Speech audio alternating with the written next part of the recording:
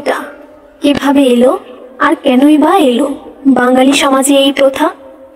মুজিবের ৭১ দেশ স্বাধীনে শ্রম, শক্তি, ধন, মেধা বলিদান করেছিল যারা, তাদের সহায় সম্বল সম্মানিতে মুজিব দিয়েছিল কোটা।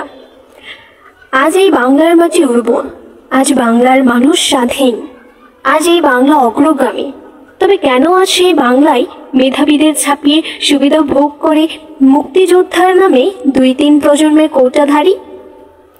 আজকের এই প্রগতিশীল বিশ্বে যেখানে মেধা আর দক্ষতায় শক্তি, তবে কেন সেখানে অযৌক্তিক বলা হচ্ছে তাদের যারা বৈষম্য বিরোধী আন্দোলনকারী? যে বঙ্গবন্ধু আপামর জনসাধারণের অধিকার আদায়ে এই দেশ করেছিল স্বাধীন, আজ তারই গর্বিত কন্যা ন্যায় দাবিদারদের রাজাকারের সাথে করে তুলনা। কি করে মানা যায় এমন আদর্শহীনতা? তবে বঙ্গবন্ধু বাঙালিরও জাতির পিতা, তাই আজকেও বাংলার গর্বিত সন্তানেরা তার আদর্শ ধারণ করে টকবগে তাজা রক্তে তেজে ভরা প্রাণ নিয়ে। তাই তো গর্বিত সন্তানেরা আজ ন্যায় দাবিতে নেমেছে রাজপথে। লাল সবুজের পতাকা রক্তে রক্তিম লাল হলেও তারা দাবি আদায় না করে ঘরে ফিরবে না।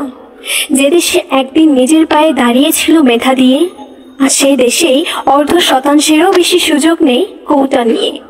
যখন দেশে মেধাকে করা হয় অবমাননা, তখনই বেনজির মতিউরের মতো দুর্নীতিবাজরা দেয় ধরনা। যতদিন এই বাংলা আছে, অন্যায়ের বিরুদ্ধে প্রতিবাদ হবে। কলম দিয়ে, স্লোগান দিয়ে, রক্ত দিয়ে প্রতিবাদ হবেই।